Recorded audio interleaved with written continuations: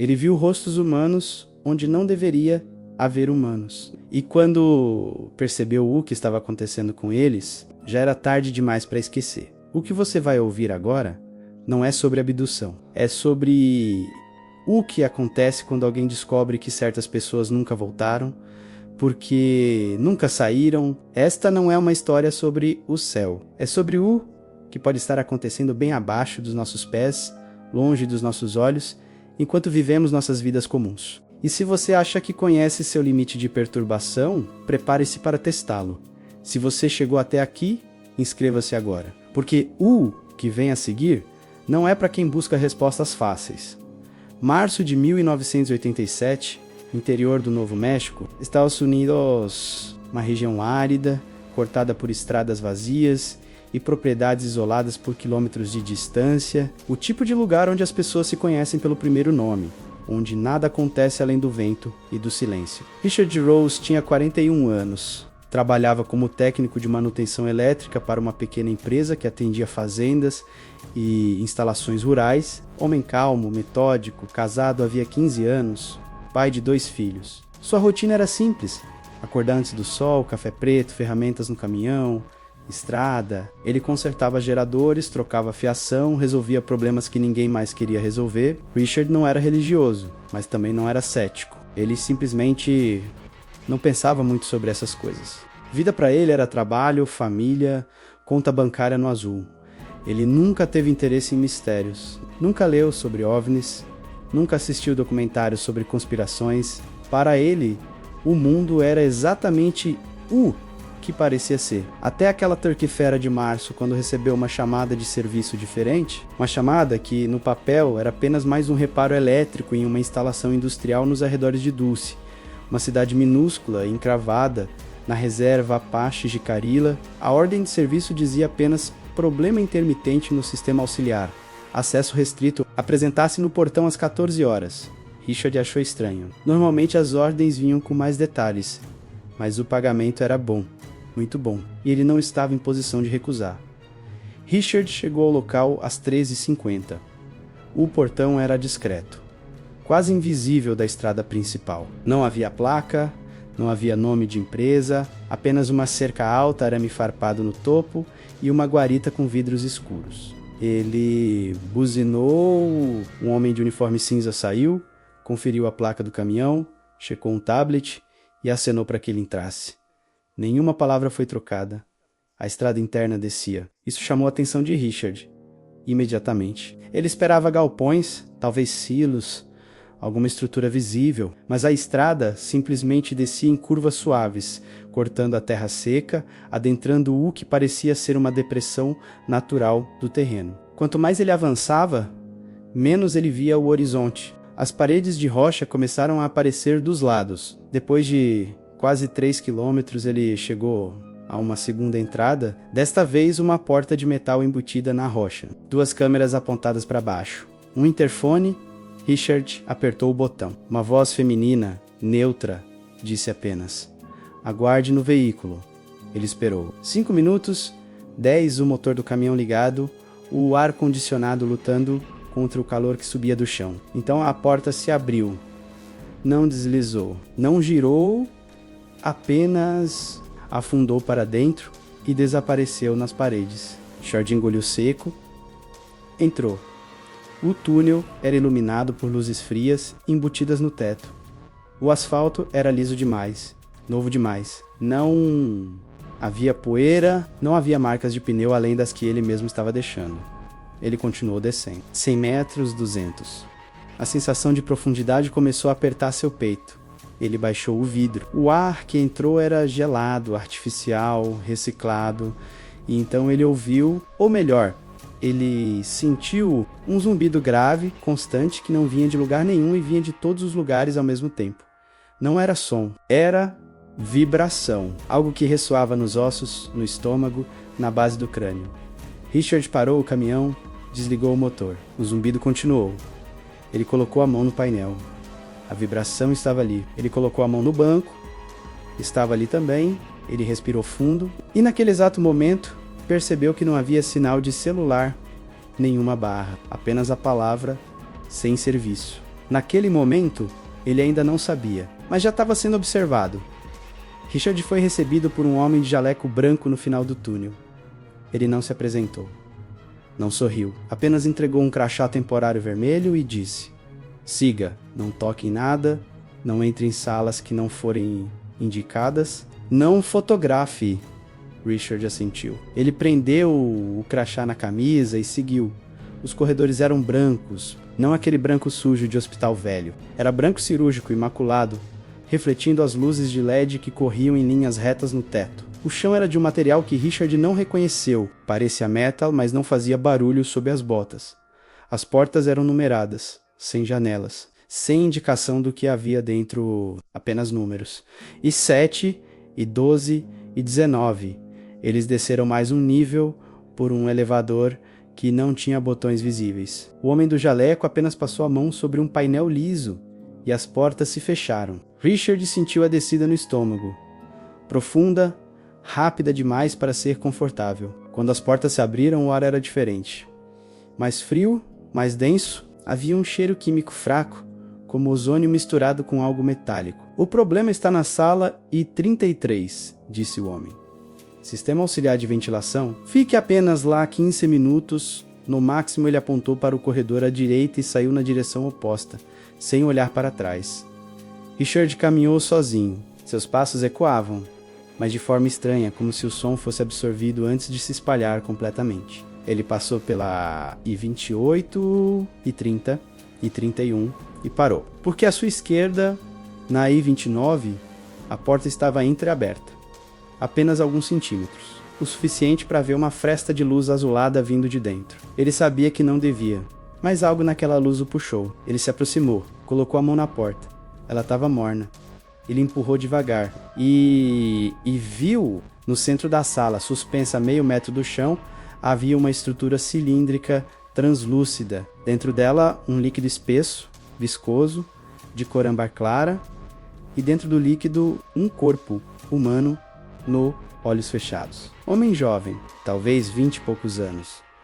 Tubos finos entravam por sua boca, nariz, braços. Ele não se movia, mas seu peito subia e descia, lentamente, mecanicamente.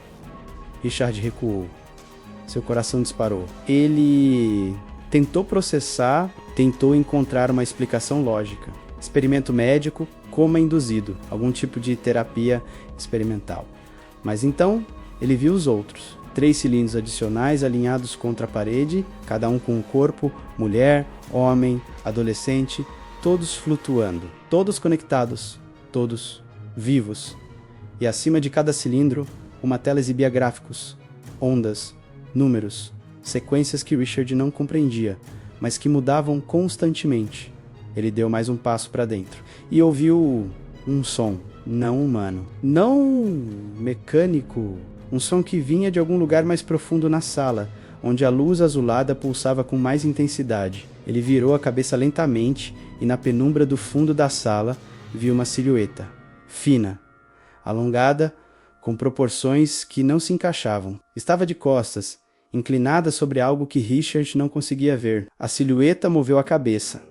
Apenas isso. Moveu a cabeça na direção de Richard, sem virar o corpo. E ela viu os olhos grandes, negros ambáceos. O que ele viu a seguir não foi feito para olhos humanos.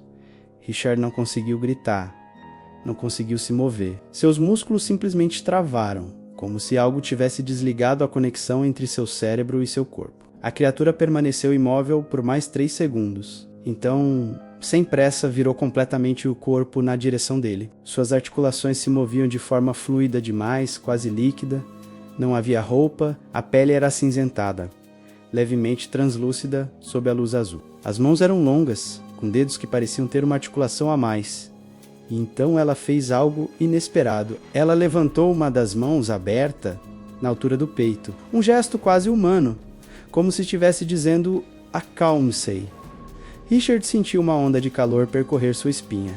Não era medo puro, era algo mais estranho, uma mistura de terror com reconhecimento. Como se uma parte muito antiga do seu cérebro soubesse exatamente o que estava vendo, mesmo que sua mente consciente rejeitasse completamente.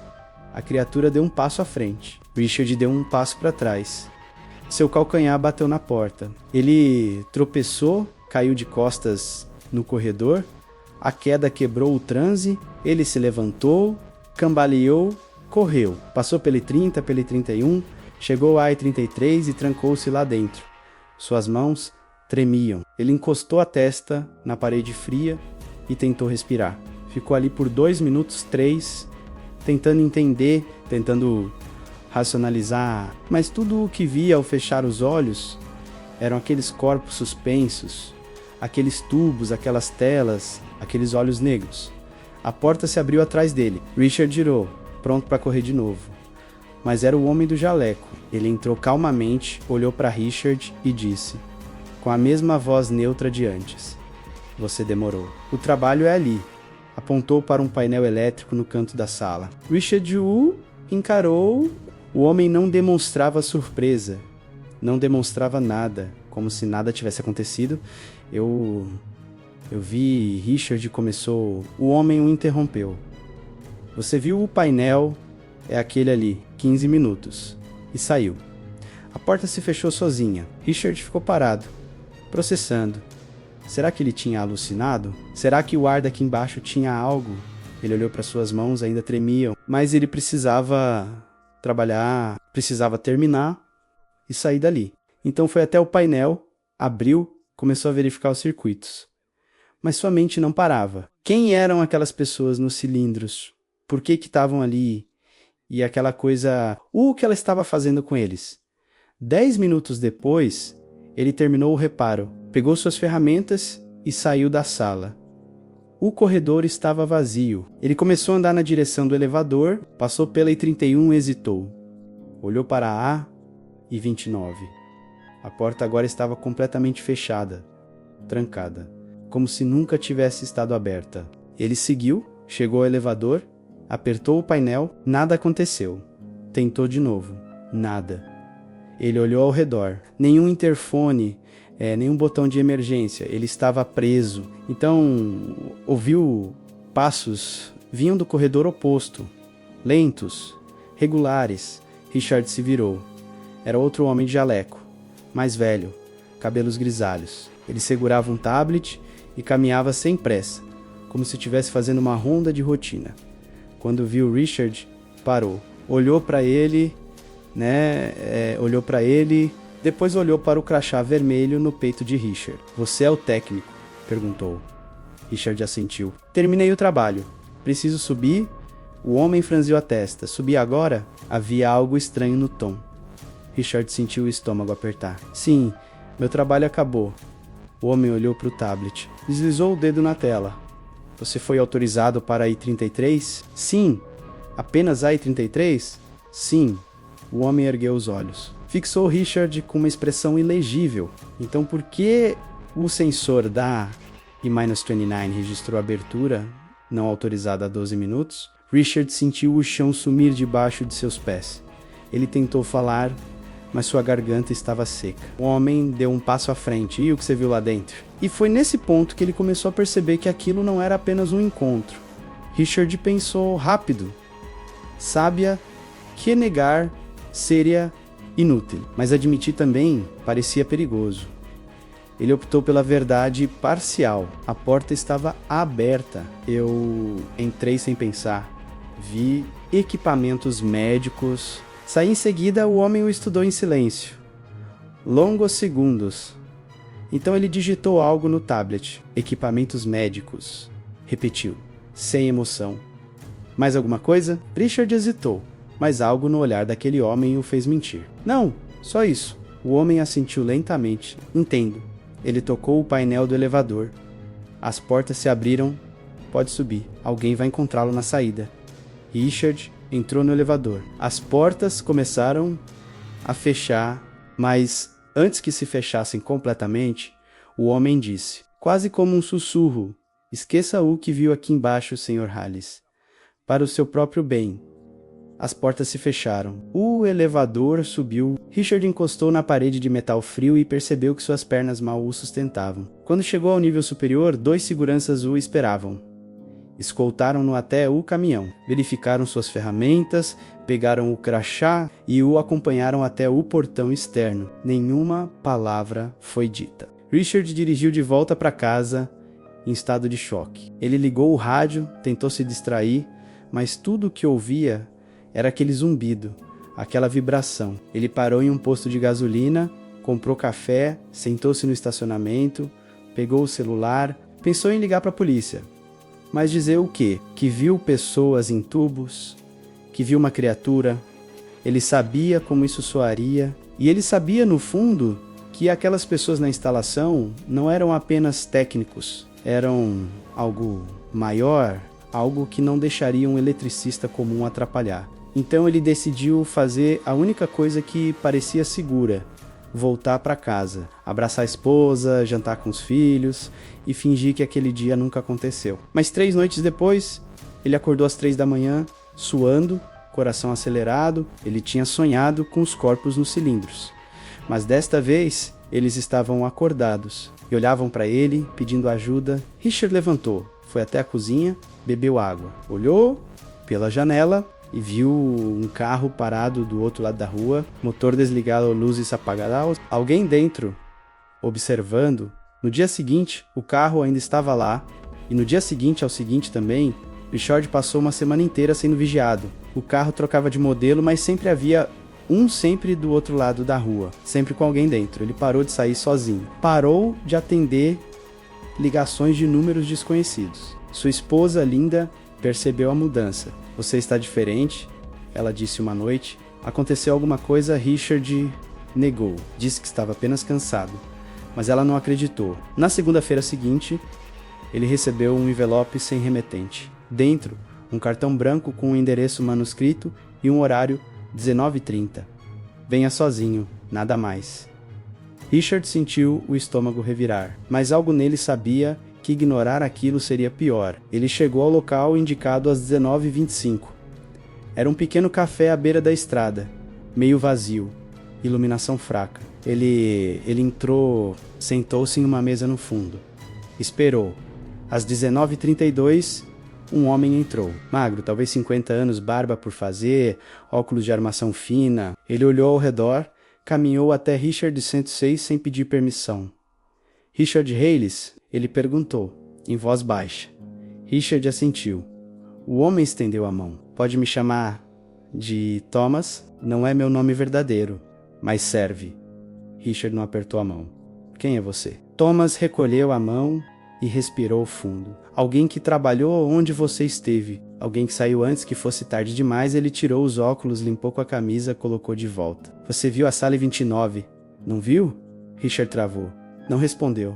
Thomas continuou. Não precisa confirmar, eu sei. Porque eu vi a mesma coisa. Há 7 anos. Silêncio. Richard engoliu seco. O que é aquilo? Thomas olhou para os lados, verificando se alguém estava ouvindo. É um programa, chama-se Projeto Ascensão. Pelo menos era esse o codinome quando eu estava lá. A ideia oficial é estudar a resistência biológica humana em ambientes extremos. Mas isso é só a camada superficial. O que realmente acontece lá embaixo é outra coisa. Que outra coisa? Thomas hesitou. Depois falou. Eles não estão estudando resistência, Richard. Eles estão fazendo interface. Interface com o quê? Com eles, os Gracie? Ou como preferir chamá-los? Richard sentiu um calafrio. Você está dizendo que aquilo que eu vi era real? Sim, Thomas se inclinou para frente. Aquelas pessoas nos cilindros, eles não são pacientes, são hospedeiros, voluntários, no começo, pelo menos alguns. Mas depois nem todos têm escolha. Richard se levantou. Eu não quero ouvir isso. Sente-se. A voz de Thomas ficou dura. Você já ouviu? Você já viu? Não dá mais para desver. E se você sair agora, vai passar o resto da vida olhando por cima do ombro, esperando que eles decidam que você sabe demais. Richard ficou parado. Depois sentou-se novamente. Thomas continuou. Eles não estão nos invadindo, Richard. Eles não precisam, porque nós os deixamos entrar. O acordo foi feito décadas atrás. Acesso à tecnologia em troca de acesso a nós. nosso DNA, nossa consciência. Eles querem entender como funcionamos, não só fisicamente, emocionalmente, espiritualmente. Por quê? Thomas deu um sorriso amargo, porque eles não têm, não do jeito que nós temos. Eles são eficientes, lógicos, mas não sentem, não do jeito que sentimos medo, amor, desespero, e isso os fascina. Eles querem saber como é carregar emoções, como é sonhar, como é acreditar. Richard balançou a cabeça. Isso não faz sentido. Faz sim, pensa bem. Se você fosse uma espécie que evoluiu para pura lógica, que eliminou a emoção porque ela era ineficiente, você não ficaria curioso? Você não iria querer entender o que perdeu? Richard ficou em silêncio. Thomas continuou, mais devagar agora. Aquelas pessoas nos cilindros, elas estão sendo usadas como pontes, conectadas a algo maior, uma rede. Eles mergulham nas memórias delas, nas experiências, vivem através delas, sentem através delas e no processo mudam elas. Algumas voltam, a maioria não. E o governo sabe? Alguns sabem, a maioria não. Isso é compartimentado. Você acha que o presidente tem acesso a isso? Não, isso está enterrado em níveis tão profundos que nem os militares de alto escalão sabem. Só alguns poucos. E esses poucos, eles não se importam, porque estão recebendo algo em troca. Richard sentiu náusea. Isso é monstruoso. Thomas concordou, mas também é real. E é por isso que eu te trouxe aqui, porque você tem uma escolha. Que escolha? Você pode fingir que nunca viu nada, voltar para sua vida. Eles vão te vigiar por mais algumas semanas, talvez meses. Se você ficar quieto, eventualmente vão parar. Você vai viver, vai envelhecer, vai ver seus filhos crescerem, mas toda vez que fechar os olhos, vai ver aqueles rostos, vai se perguntar quem eram, se alguém sentiu falta deles. Se ainda estão vivos, Thomas fez uma pausa. Ou você pode ajudar. Ajudar como? Existem grupos, pessoas que sabem, que documentam, que tentam expor aos poucos, com cuidado, sem ser eliminados no processo. Não somos muitos e não podemos fazer muito, mas fazemos o que dá. E se você quiser, pode se juntar a nós. Richard olhou para as próprias mãos. Elas ainda tremiam. Ele pensou em Linda, nos filhos, na vida simples que tinha e pensou naqueles corpos, naqueles olhos fechados, naquele líquido âmbar, naquele silêncio. Se eu ajudar, Richard disse devagar, o que acontece comigo? Thomas não mentiu. Você vira alvo talvez não imediato, mas eventualmente, e se eles descobrirem, você desaparece, como tantos outros. E se eu não ajudar, você vive, provavelmente, mas carrega isso sozinho, para sempre. Richard fechou os olhos, e quando os abriu, viu Thomas olhando para ele com algo que parecia compaixão. Eu não sou corajoso, Richard disse. Ninguém que faz isso é, Thomas respondeu. Coragem não é não ter medo, é ter medo e agir mesmo assim. Richard ficou em silêncio. Thomas se levantou, colocou um cartão na mesa, sem nome, apenas um número de telefone. Se mudar de ideia, liga. Se não ligar, eu entendo. E saiu. Richard ficou ali sentado por mais 20 minutos, olhando para o cartão, sentindo o peso daquilo. E pela primeira vez em sua vida, ele se perguntou: o que realmente significa ser humano? Ter essa capacidade de escolher, de sentir, de sofrer, de se importar com estranhos que ele nunca conheceu. Ele pegou o cartão, colocou no bolso e saiu para a noite fria.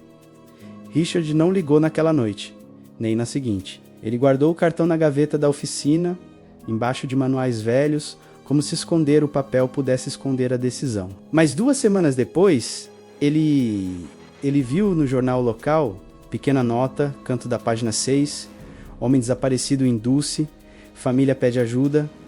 A foto era de um rapaz, 23 anos, sorriso largo, o mesmo rosto que Richard viu flutuando no cilindro. Ele recortou a notícia, colocou no bolso. Naquela noite, pegou o telefone, discou o número. Thomas atendeu no 3º toque. Eu sabia que você ligaria, ele disse. Eu vi ele no jornal, Richard respondeu. O rapaz do cilindro. Ele tá desaparecido há 3 meses e vai continuar desaparecido para sempre. Richard apertou o telefone. O que eu preciso fazer? Voltei lá como técnico. Consiga acesso de novo. E desta vez, documente tudo. Richard nunca mais voltou àquela instalação. Não porque desistiu, mas porque 3 dias depois da ligação, Thomas desapareceu. Sem rastro, sem corpo. Apenas sumiu. O carro parado em frente à casa de Richard também sumiu. Mas ele sabia que isso não significava liberdade. Significava que eles estavam satisfeitos. Por enquanto, ele voltou à rotina, consertar arredores, trocar fiação, café preto, antes do sol. Mas agora, toda vez que passava por Dulce, desviava o olhar. E toda vez que via uma notícia de desaparecimento, guardava numa caixa embaixo da cama. 23 recortes em 2 anos. Ele nunca contou para Linda, mas ela sabia que algo havia mudado. Ele agora abraçava os filhos por mais tempo, olhava para o céu com desconfiança. E às vezes, no meio da noite, ela o encontrava acordado, sentado na varanda, apenas observando as estrelas, como se esperasse que uma delas piscasse de volta. Talvez o maior horror não esteja no que vem de fora, mas no que permitimos acontecer dentro, nos acordos silenciosos, nos rostos que escolhemos não ver, nas perguntas que decidimos não fazer. Richard Halis ainda está vivo, ainda conserta geradores, ainda toma café preto, mas ele carrega algo que nenhum manual técnico ensina a consertar. A certeza de que algumas pessoas são apagadas não porque morreram, mas porque alguém decidiu que elas valiam menos do que o segredo. E talvez a pergunta não seja se eles estão aqui, mas por que nós permitimos que fiquem. Se essa história despertou algo em você, deixe nos comentários até onde você acha que vai o que não sabemos. E se quiser continuar explorando relatos que desafiam o que achamos que é real, inscreva-se no canal. Obrigado por ter chegado até aqui.